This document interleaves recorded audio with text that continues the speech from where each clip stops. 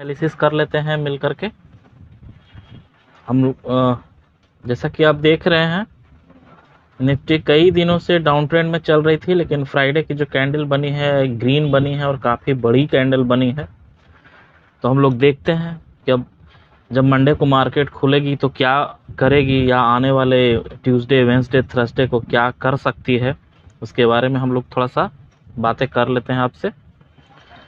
तो जैसा कि आप देख रहे थे, कई दिनों से मार्केट जो थी वो बिल्कुल निगेटिव थी, बिल्कुल निगेटिव थी। आप यहाँ से देखेंगे कहीं ना कहीं इस कैंडल से, तो ये जो कैंडल है, ये वाली कैंडल जहाँ पे मैं कर्सर रखा हूँ, ये एक बहुत बड़ी बॉडी वाली कैंडल बनी और उसके बाद फिर ये फ्राइडे को इतनी बड़ी बॉडी वाली कैंडल बनी। उसके आगे, उसके बीच में सॉरी, कहीं भी इतनी बड़ी बॉडी कैंडल नहीं बनी है। तो देखते हैं, आइए एनालिसिस करते हैं। अब हम एक सबसे पहले तो एक ट्रेंड लाइन हम ड्रॉ करेंगे। एक ट्रेंड लाइन हॉरिजॉन्टल लाइन यहाँ पे ड्रॉ करेंगे, क्योंकि यहाँ पे बार बार प्राइस यहाँ से रिजेक्ट हुआ है। तो ये जो है सो एक अच्छा सपोर्ट का काम करेगा। ये करीब 250 19,250 से लेकर के 19,000, मोटा मोटी मान लेते हैं 19,250 से लेकर के 19,200 तक का एक हमारा सपोर्ट जोन है। कभी भी कोई भी जो सपोर्ट होता है वो एक सिंगल लाइन नहीं होता है, सपोर्ट का मतलब एक जोन होता है। तो उसी तरह से हम इसको मान लेते हैं कि 19,248 से 19,200 तक का एक जोन है, और जब तक इस जोन को अब ब्रेक नहीं करेगा, हम ये मान के नहीं चलेंगे कि मार्केट नीचे आएगी। हालांकि मेरा व्यू अभी भी वही है, जैसा कि मैं आप लोग से बात किया था कि निफ्टी को एक बार 19,000 को ब्रेक करना चाहिए और 18,800 के आसपास आना चाहिए। तो देखते हैं, अभी तो पूरी मंथ बाकी है, हो सकता है एक दो वीक मार्केट रेंज में रहे या ऊपर जाए, उसके बाद फिर से रिजेक्शन हो। फिलहाल अभी हम लोग बात कर लेते हैं नेक्स्ट वीक के बारे में, जैसा होगा फिर अपडेट करेंगे आपको। एक हम लोग नीचे हॉरिजॉन्टल लाइन, ये तो साफ साफ दिख रहा है, हर किसी को दिख रहा है मार्केट में, जो भी मार्केट में प्ले कर रहा है हर किसी को दिख रहा है कि ये जो जोन है नीचे, अभी मैंने हॉरिजॉन्टल लाइन जो ड्रॉ किया, ये एक अच्छा सपोर्ट का काम कर रहा है। अब एक हम ये लाइन ड्रॉ करते हैं,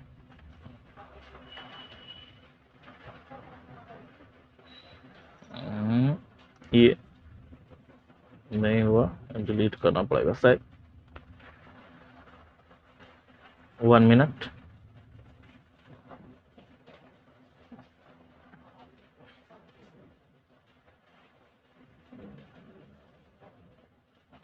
ये मैं अच्छे से लगा लेता हूँ इसको। ये देखिए, अब कहीं ना कहीं ये दो लाइन को देख करके ऐसा लग रहा है कि जो मार्केट की जो क्लोजिंग हुई है फ्राइडे को, वो बिल्कुल रेसिस्टेंस के पास ही हुई है। अब मार्केट क्या है कि अब इसके ऊपर निकलेगा तभी हम लोग आगे फर्दर कॉल में बैठेंगे, और वो भी अगर बैठेंगे तो कहाँ तक बैठेंगे, बहुत ज़्यादा हमको आगे मार्केट जाने की संभावना नहीं दिख रही है। मार्केट में ये वाली जो है, ये एक अच्छा रेसिस्टेंस का काम करेगी। ये वाली जो हो गया दिस वन, ये एक काफ़ी अच्छा रेसिस्टेंस का काम करेगा। ये लेवल मैं बता देता हूँ कि ये लेवल कौन सा है।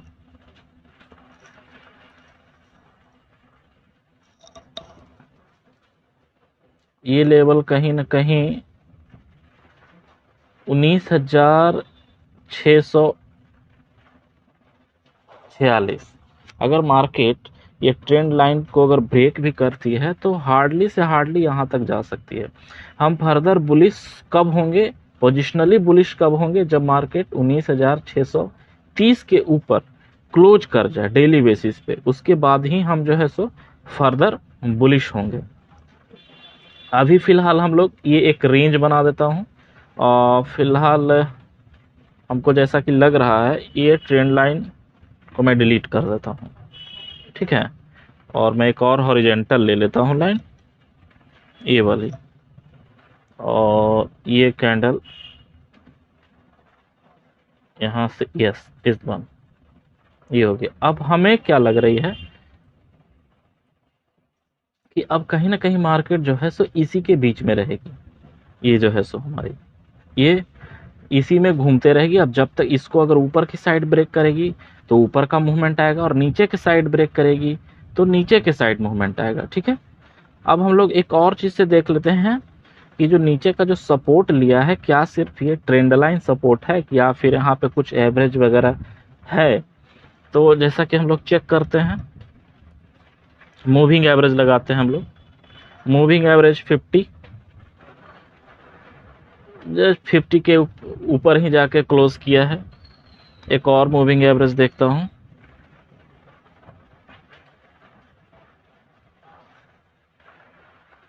ये हो गई 20। इसका कलर चेंज कर लेते हैं हम लोग। 20 यानी कि 50 और 20 मूविंग एवरेज के पास जाकर के प्राइस रुकी है। ये दो हमारा रेसिस्टेंस हो गया, और एक जो ट्रेंड लाइन मैंने पहले ड्रॉ करके दिखाया था वो हो गया। यानी कि तीन चीज इंडिकेशन दे रहा है, यहाँ पे एक रेसिस्टेंस है। तो हमको ऐसा लगता है कि मंडे को मार्केट अगर खुलती है और खुल करके इसके ऊपर जाती है तभी हम लोग फर्दर ऊपर का सोचेंगे। अभी फिलहाल हम लोग जब तक इसके ऊपर क्लोज नहीं करती है ये दोनों मूविंग एवरेज के ऊपर, तब तक हम लोग फर्दर नहीं सोचेंगे। और जैसा कि मैंने ये हॉरिजॉन्टल लाइन ड्रॉ किया है, अगर ऊपर जाएगी भी तो इसी रेंज में रहेगी। अगर ब्रेक करती भी है मूविंग एवरेज को, जैसा कि आप देख रहे हैं, तो हम लोग बहुत बड़े टारगेट के लिए नहीं बैठेंगे। छोटे छोटे टारगेट में हम लोग ट्रेडर हैं, तो 50 पॉइंट 60 पॉइंट का जैसे मौका मिले तो हम लोग बुक करते रहेंगे। बड़े टारगेट के लिए बैठेंगे हम लोग 19,617 है तो 20 के ऊपर बैठेंगे बड़े टारगेट के लिए, या नीचे जब ब्रेक करेगा 19,200 तब हम लोग बड़े टारगेट के लिए बैठेंगे। ठीक है, अब हम लोग ये तो हम लोग देख लिए। अब दूसरा एक और मूविंग एवरेज देखते हैं।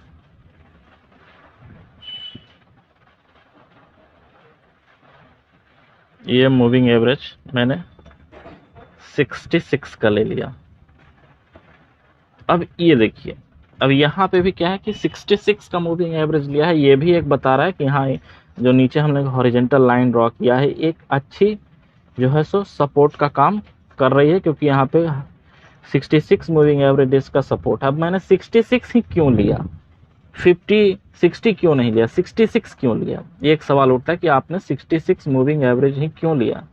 इसलिए कि एक जानते होंगे आप लोग, और नहीं जानते होंगे तो आप सीख लीजिए। क्या है कि 1 मंथ में 22 ट्रेडिंग डेज होता है। 1 मंथ में 22 ट्रेडिंग डेज होते हैं। ठीक है, अब ये क्या है कि 22 हम लोग एवरेज 20 का लेते हैं, 22 का नहीं लेते हैं। बहुत लोग लेते भी हैं एनालिसिस करते समय। फिर आप 2 मंथ का अगर एवरेज बात करेंगे कि हाँ जो हमारा ट्रेडिंग हुआ है, तो 2 मंथ का एवरेज 44 हम लोग कंसीडर कर लेते हैं। ठीक है, अब 3 मंथ का हम ले रहे हैं तो यहाँ पे हम 66 कंसीडर करेंगे, 66 डेज। इसलिए हमने 3 मंथ का एवरेज लगाया कि क्या प्राइस जो है हमारा 3 मंथ के ऊपर सस्टेन कर रहा है मूविंग एवरेज के, या नीचे कर रहा है। अब जिस दिन 3 मंथ का जो ये एवरेज आप देख रहे हैं, ये वाली लाइन 3 मंथ की जो एवरेज है, इसके नीचे प्राइस आ जाएगी तो प्राइस काफ़ी वीक हो जाएगी, और फिर से वही 19,000 को टेस्ट करेगी एक बार, और ब्रेक किया तो फिर 19,800 तक तो आना ही, और नीचे का टारगेट है। लेकिन मैं 19,800 तक ही मान करके चल रहा हूँ। उसके बाद जब आएगा तो फिर आगे देखा जाएगा। लेकिन अभी बिल्कुल भी ये दिमाग में नहीं बैठाना है कि हाँ मार्केट जो है सो कल ही गिर जाएगी या परसों गिर जाएगी। जैसे जैसे चार्ट बताएगा वैसे वैसे हम लोग काम करेंगे, क्योंकि हम लोग ट्रेडर हैं, इन्वेस्टर नहीं हैं। ट्रेडर का काम ही होता है कि जैसे जैसे चार्ट बोलते जाए और चार्ट के अकॉर्डिंग हम लोग को 50 पॉइंट 100 पॉइंट जिस तरह का मोमेंटम हो लेकर के, चाहे ऊपर हो या नीचे हो, लेकर के हम लोग को प्रॉफिट बुक करते चले जाना है। ठीक है, ये तो हो गई हमारी निफ्टी की बात। ठीक है, आप लोग उम्मीद है आप लोग समझ गए होंगे अच्छे से। ये तो हमारी निफ्टी की बात हो गई। अब थोड़ा बैंक निफ्टी में आ जाते हैं।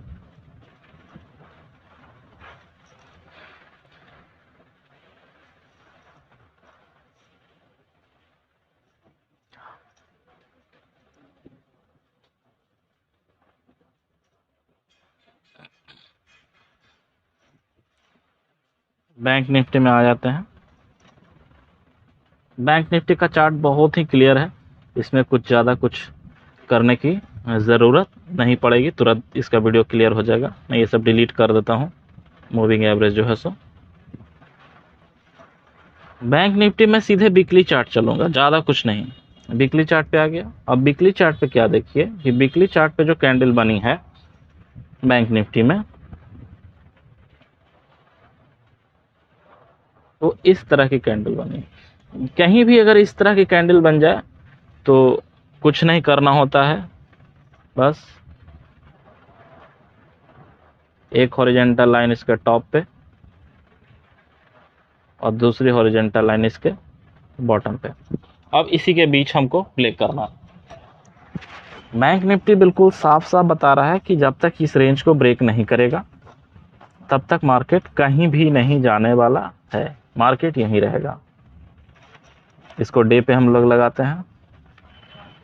ये देखिए, ये हमारा एक रेंज बिल्कुल बन गया है और ये रेंज जब तक ब्रेक नहीं करेगी तब तक कहीं नहीं जाएगी, इसी रेंज में रहेगी। अब हमको इसमें करना क्या है, अगर ऊपर जाए और 1 घंटे पे अगर कुछ निगेटिव कैंडल दिखे कि हाँ मार्केट जो है सो गिरने की तैयारी कर रही है, तो यहाँ से हम नीचे वाला लाइन तक का खेल लेंगे और नीचे वाला लाइन के पास आए, अगर छोटे टाइम फ्रेम पे 1 घंटे आधा घंटा पर दिखे कि मार्केट में कुछ बुलिश कैंडल बना रहा है, तो फिर ऊपर के लिए मतलब इसी ही लाइन के बीच में हम लोग को प्ले करते रहना है और बाकी कुछ नहीं करना है। जो भी थोड़ा सा कॉन्सेप्चुअल चीज़ था वो निफ्टी में था। बैंक निफ्टी का मार्केट बहुत ही क्लियर है। आप वीकली चार्ट लगाइए जैसा कि मैंने देखा, और ऊपर एक लाइन हॉरिजॉन्टल लाइन और एक कैंडल के नीचे हॉरिजॉन्टल लाइन, और उसी के बीच में प्ले करते रहिए। जो सेलर हैं वो इस पॉइंट 44,789, तो इसके ऊपर 500 पॉइंट इसके ऊपर और इस लाइन के 500 पॉइंट नीचे, ऊपर नीचे दोनों सेल कर दीजिए और सेल करके आराम से बैठिए। एक सप्ताह में 2-3 दिन में प्रीमियम गल जाए, पूरा वीक बैठने की ज़रूरत नहीं है। 3-4 दिन में प्रीमियम पहले प्रॉफिट आ जाए तो पहले प्रॉफिट जो है सो आप लेकर के निकल जाइए, बड़े प्रॉफिट के चक्कर में मत रहिए। यहाँ रूल्स ही हैं, अगर आप ट्रेडिंग करते हैं, आप ट्रेडर हैं, तो ट्रेडर का मतलब ये नहीं है कि आप 50% के लिए बैठे रहें। ट्रेडर का मतलब ये नहीं है कि आप 50% के लिए बैठे रहें। ये जो है सो मंथ में नहीं, ईयर में 2-3 बार होंगे, ये ईयर में मात्र 2-3 बार होंगे। आप अगर ट्रेडिंग में अगर सक्सेस करना चाहते हैं, बैठना चाहते हैं, तो आपको बस ईजिली, अगर कहीं 15% मिल रहा है, कहीं 20% मिल रहा है, ये बाइंग के केस में बता रहा हूँ। सेलिंग के केस में तो लोग टारगेट यहाँ 2%, 3%, मैक्स 3% लेकर के निकल जाते हैं जो सेलिंग करते हैं। तो ठीक है, मैं उम्मीद करता हूँ आप लोग एनालिसिस को अच्छे से समझे होंगे और आप लोग यूज़ कर पाएंगे कल के लाइव मार्केट में। Okay, thank you.